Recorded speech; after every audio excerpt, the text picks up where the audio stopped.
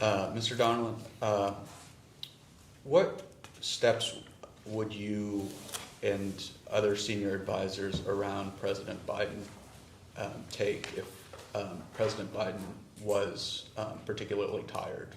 How would you handle that? And Jake, just could we focus it on what he would do? I don't want to. I mean, you can't speak for the senior advisors. I don't think. Sure, I'm happy to focus on that, but I am interested to know what you would observe others doing as well. If he was tired. I believe you were just discussing that with the minority.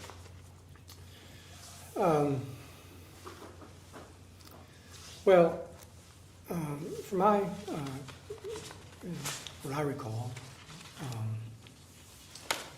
is I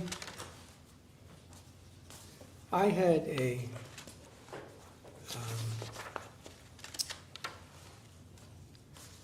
particular focus on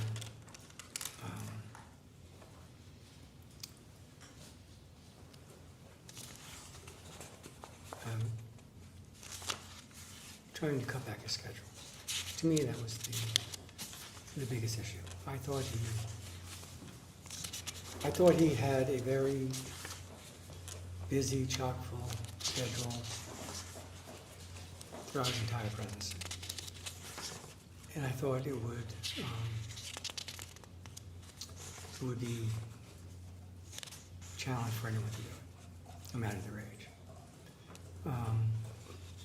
I can't say I succeeded in it.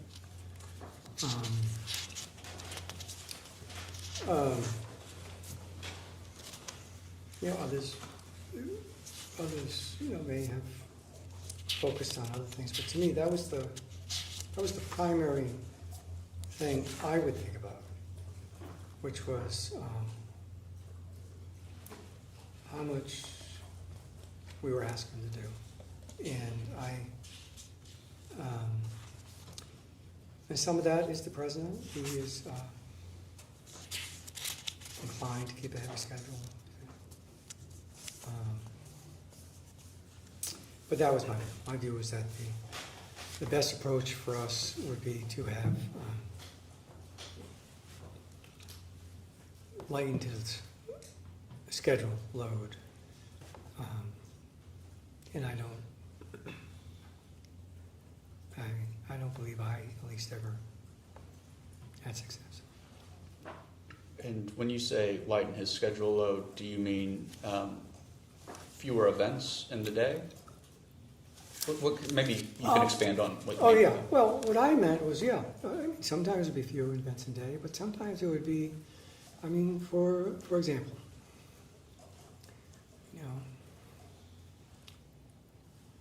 the idea, the fact, this is what I recall. The president flew from Italy to Los Angeles, and I don't think there was a day in between. I think he's starting the day elsewhere in the world, discussing, with world leaders, and he's finishing this day on a stage fundraising. I think that's a lot to ask, and I don't think we should have done it. That's what I mean. And I was a problem. For example, when the president went to France, he spoke on D-Day, on the 6th.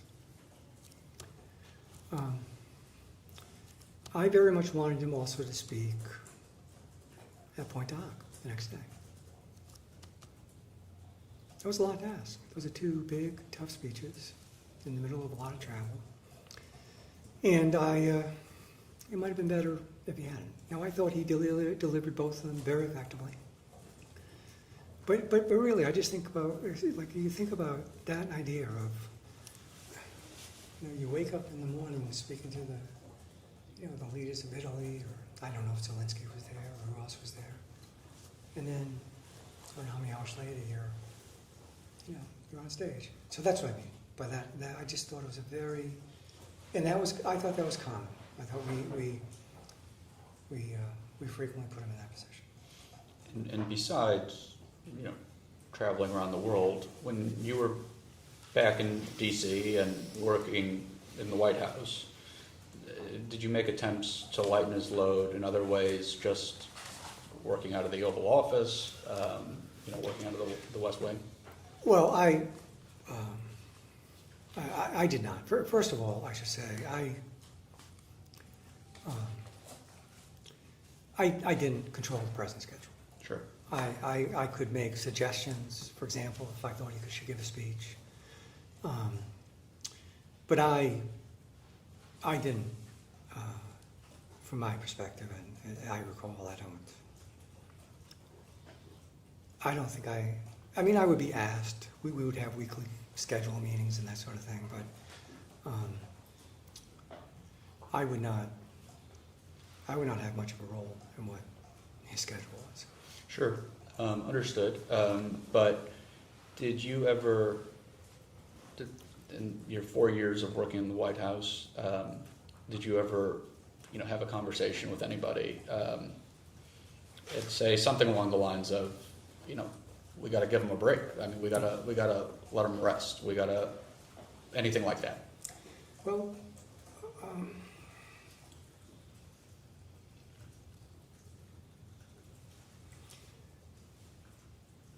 I would say they were that.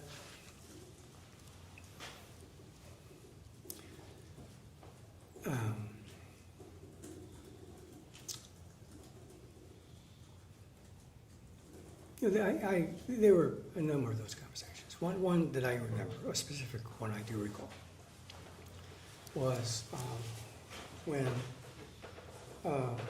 Jeff Zients was named chief of staff. He met with I believe he met with each of the members of the senior staff. He met with me, at least. So I certainly did that with everyone. I'm sorry, what was the end? I assume he did that with everyone, you know, because he met with me. I believe he was coming in as chief of staff and he was getting ready to lead the operation. And he asked me what I believed was the most important thing to do. And I said, I thought the most important thing to do was to get better control of the president's schedule. And I thought it was a lot. That it was a lot, meaning the president had too much on his plate. Meaning I thought we were asking him to do something that was, if not humanly impossible, something very difficult for anyone to do, no matter how old. And it was a constant struggle between things that we felt we had to do, things we should do, things he wanted to do. And so you asked me how I thought about how to deal with the president being tired. That's what I thought. Understood. Thank you.